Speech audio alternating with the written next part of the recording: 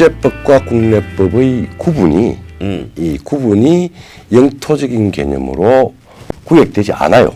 왜냐하면은 뭐 국제법 위에서 국내법은 무슨 문제이고 이미 WTO 무역 규정에 들어갔으면 그걸 국내 법제화를 해야 돼요. 지금 지적재산권 강탈이라든지 지금 뭐 여러 가지는 FTA의 규정에 어긋납니다. 그리고 그 부분을 WTO 세계무역기구 그리고 그 중국이 아직 업저버 자격일 걸? 풀 멤버십이 아닐걸요? 풀 멤버십. 그건 나중에 좀 알아봅시다. 근데 예. 그렇게 되면은 지금 내전 간섭이다. 사법 내정 간섭이다. 내정 간섭이다. 그러니까 사법 주권 간섭이다. 이렇게 한다라고 하는 거는 사실은 말이 성립이 안 되는 거예요. 그리고 그거보다 좀 더 근본적인 게 있다니까. 예. 자유민주주의 체제에서의 사법주권, judicial sovereignty라는 건 이 판사 개개인의 정신적 독립성을 뜻해요. 그렇죠. 예. 그런데 중국 공산당 개념에서의 사법주권은 자기들 영토 내에서 자기들 법이 절대 권한을 갖는다는 거야. 그렇죠. 그러니까 그때 2011년 11월 22일 날 한미 FTA 비준을 선행해서 이것은 그 대한민국 영토 안에 대한민국 법률의 지위를 훼손하는 거기 때문에 비준해서는 안 된다라고 주장했던 그 인천지법의 무슨 부장판사 지금 무슨 지법 가 있는지 몰라도 대법관 됐을지도 모르죠.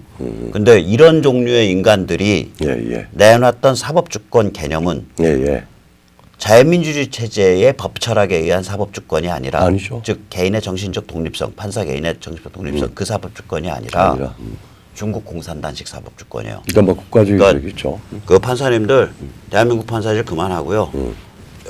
중화인민공화국 판사하세요.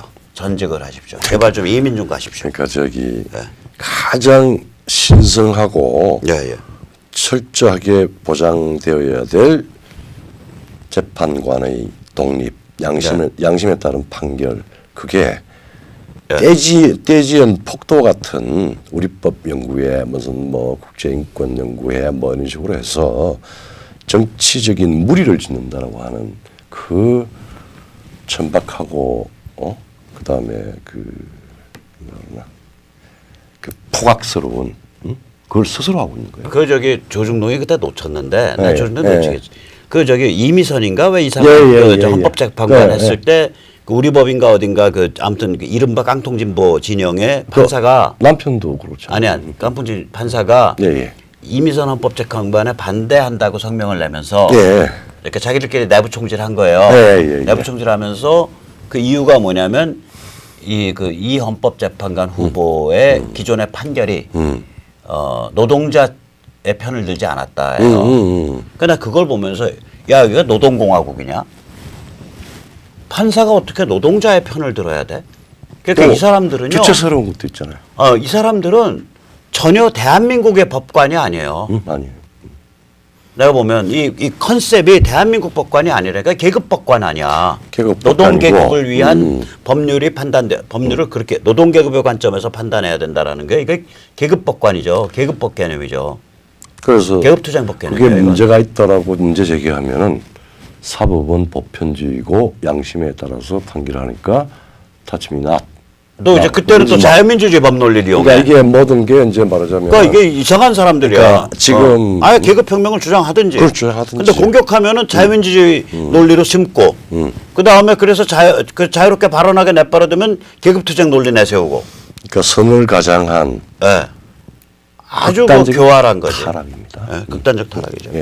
자, 그래서 지금 아까 이제 얘기를 이제 그 마무리 그 대목을 마무리 지어 보면 미중 무역 협상의 주요 쟁점 중에 하나가 중국에게 미국이 지재권 해적질이나 영업기밀 강탈이나 공산당 세포 강요 이런 것들을 못하도록 중국 내 법으로 만들어라 라고 요구를 해서 처음에는 중국이 하겠습니다 했다가 막판에 마음이 바뀌어서 이건 법으로는 못하겠고 행정조치 할게요.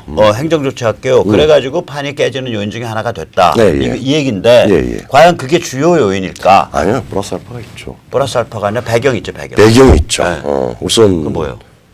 미국으로 봐서는 이 문제가 국제 정치 경제적인 구도를 가지고 지금 중국과의 협상을 하고 전쟁을 하고 있는 거 아니에요? 그러니까 표현은 안 하지만 표현 안 하지만 표현자 그러니까 겉에 테이블에 올라 있는 거는 테이블에 올라 있는 거는 무역 적자 무역인데 관세인데 테이블 밑에 실제로 깔려 있는 바닥은 뭐냐 이거지. 그 뭐 노골적으로 정확히 이야기하면은 야 북한 좀 손대 손절매해. 손절매해. 우리가 접수할 테니까 그리고 그런 문제. 북한 손절매. 우리 저 자유 대한민국 너희들이 이야기하는 남조선 남한 이제 거래 좀 끊어라. 간섭하지 마.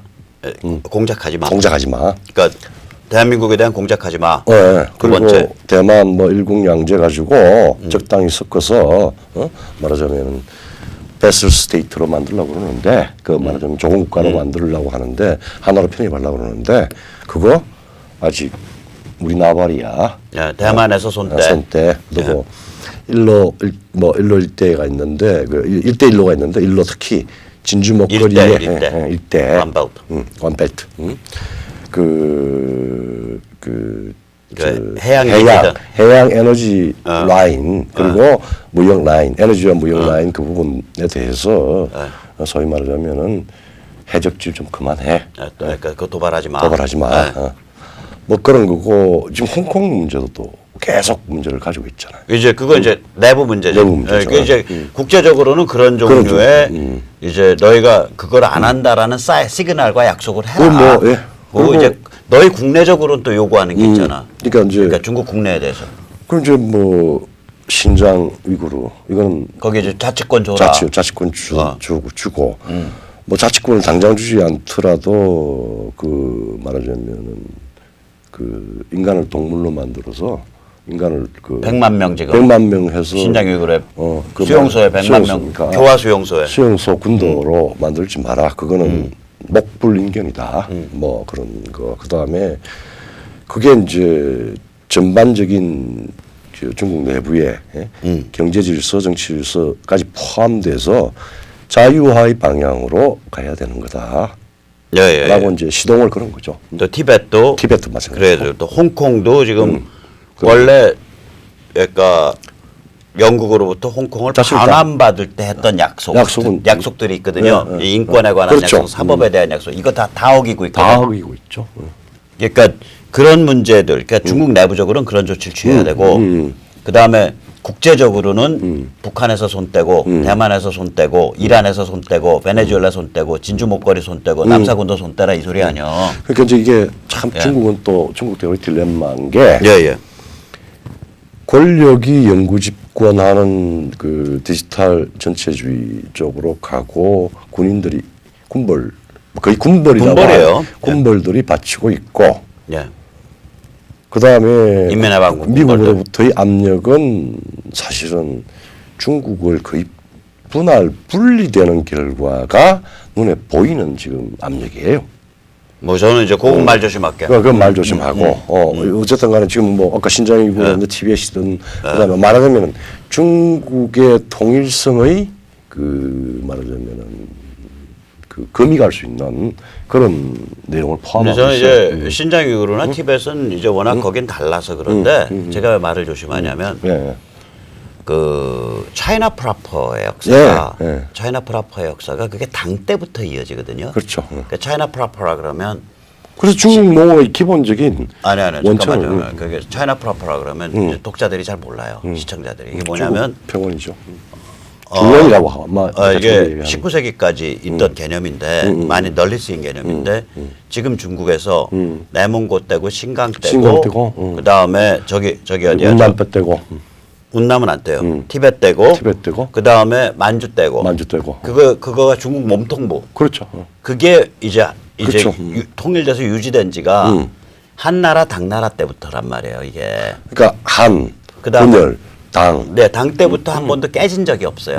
이 차이나 프라퍼가. 아니 뭐 저기 소위 말하자면 뭐 후금이니 뭐 이럴 때 깨졌지만 만주족이나 몽골이 침략을 해도 그거는 결국은 그러니까 제가 보기에는 중국이 분열된다고 제가 얘기를 잘 못하겠는 게 저쪽에 자치권이 강화돼도 차이나 프라퍼하고 만주는 만주족이 중국을 청나라 때 점령을 하면서 만주가 그 봉금이 됐었잖아요. 사람이 못 들어가서 살게 봉금을 하니까 한족들이 들어가서 살았거든. 그렇죠. 예. 그래서 지금 만주 파플레이션 수억 뭐 3, 4억 될 텐데 그게 다 한족이에요. 그러니까 옛날에 차이나 프로퍼 플러스 만주는 한무더기로 갈 가능성이 있다니까. 그렇죠. 그러니까 그러면 중국 분열이라는 게 굉장히 의미가 그렇게 크질 않아요. 그래서 제가 그 얘기를 좀 조심하는 거예요. 좀 말이 나온 김에 말씀드리면 이게 이제 막 중국 분열이라고 하는 게 막 그 56구 같이 쪼개진다는 개념이 아니라 그 말하자면 그러니까 소련이 소연방이 해체가 될 때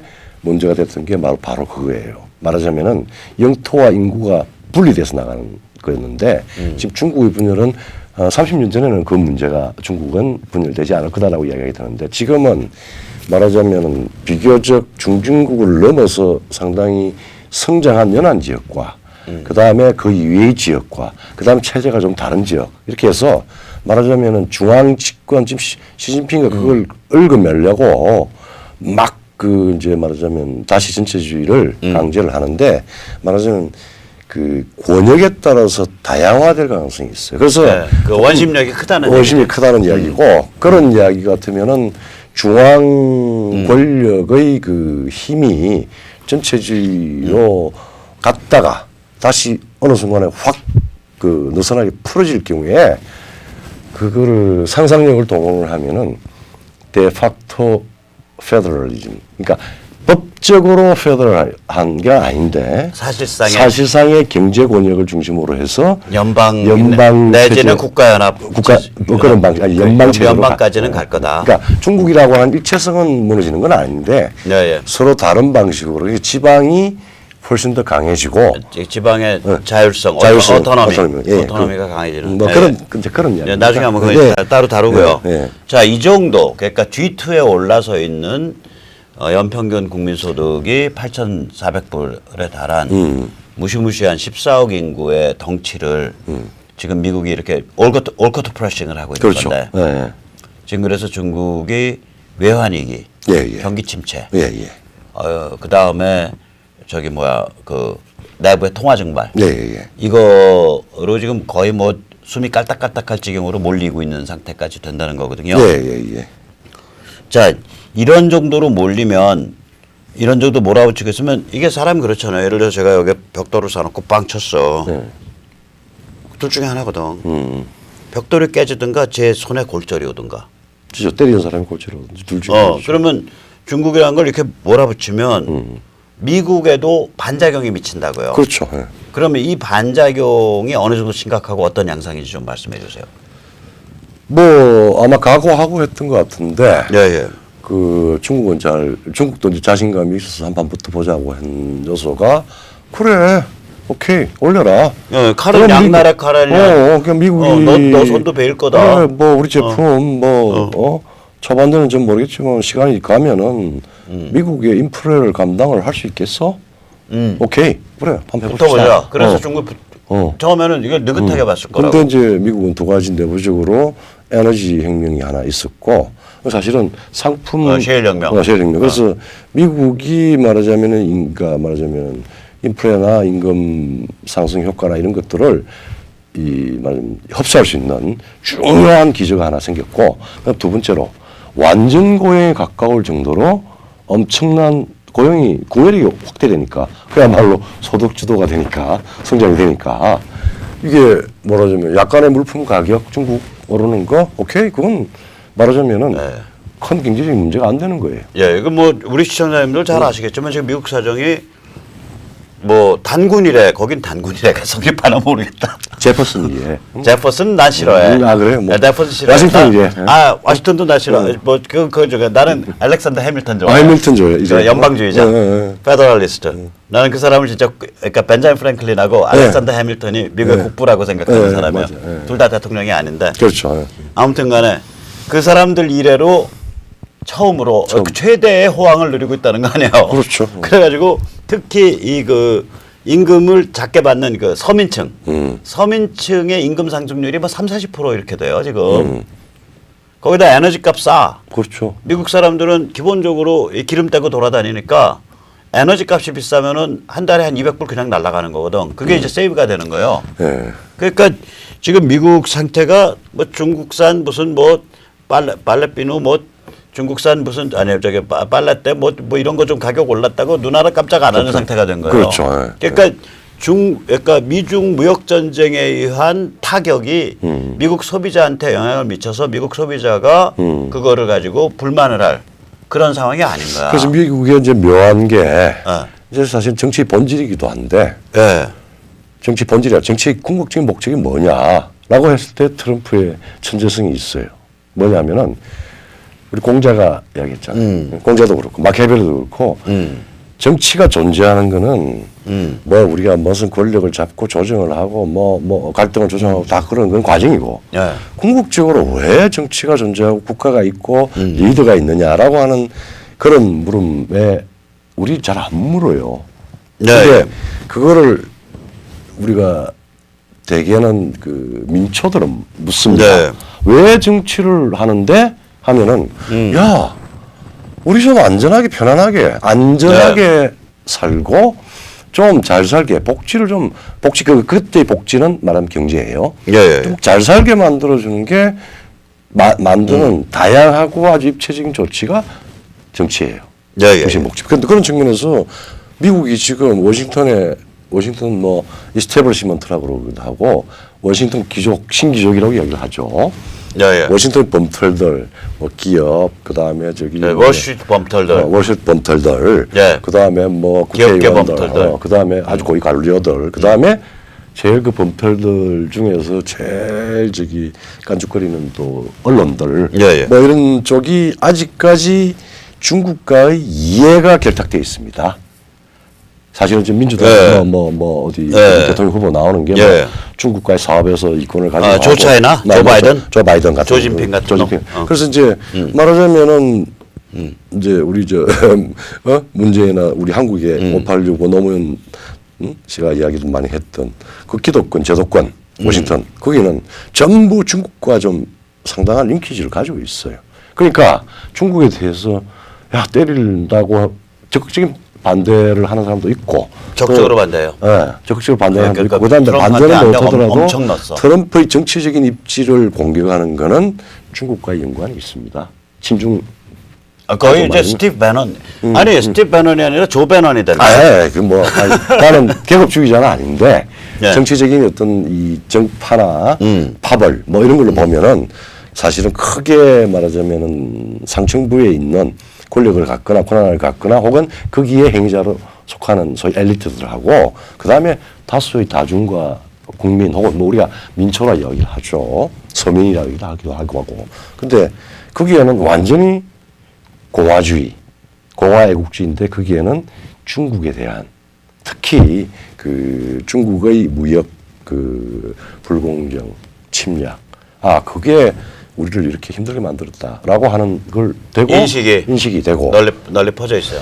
그래서 트럼프가 저런 방식으로 문제를 제기하는 거는 맞는 일이고 그러니까 새로이 그 미국이라고 하는 신천지 신세계에서 저변을 구축하고 있는 그 퍼플러스 그 국민들의 공화주의와 애국주의가 다시 살아났어요. 제식으로 표현하면 저는 이제 좀 더 마키아벨리적으로 좀 시니컬하게 표현할게요. 그러니까 트럼프가 이게 이길 수밖에 없는 전쟁인 게 그러니까 전쟁이라는 얘기 뭐냐면 중국을 고립시켜 가지고 무릎을 꿇리게 되면 중국과 이해관계를 가지고 있는 투자자, 월스트리트 그리고 금융, 기업 이런 데서 전부 이제 주둥이가 이제 대빨만큼 튀어나오면서 이제 트럼프 죽이겠다고 덤벼온 거예요. 이미. 덤벼왔죠. 그런데 오죽했으면 같은 내각 내에서 업무에 가담을 같이 해요. 글쎄, 그러니까 이게 덤벼왔기 때문에 이들을 이 범털들을 상대로 트럼프가 이겨야 국내 정치를 이겨야 중국을 끝까지 밀어붙일 수 있다고. 그렇죠. 근데 지금 구도가 지금 한두 달 사이에 어떻게 잡혔냐면 지금 방금 말씀하신 그 구도를 제식으로 표현하면 정치는 상징 조작이에요. 그렇죠. 그러니까 지도자가 구도를 어떻게 세팅하느냐에 따라서 판이 갈린다고. 근데 이걸 트럼프가 본인이 세팅한 게 아니라 이제 트럼프 대변인들 뭐 스티브 배넌이라든지 뭐 이런 사람들이 이제 구도를 그렇게 세팅해서 이제 이게 막 지상파에 퍼져. 그렇죠. 그 사람들 용어 그대로 표현할게요. 월스트리트가 중국 공산당의 뒷돈을 잡았다. 그렇죠. 주식회사 미국이 중국 전체주의에 뒷돈을 대왔다. 아, 며칠 전에 나왔죠. 네, 그래서 범털 그러니까 범털들이 친중파다. 미국에 대한 배반자다.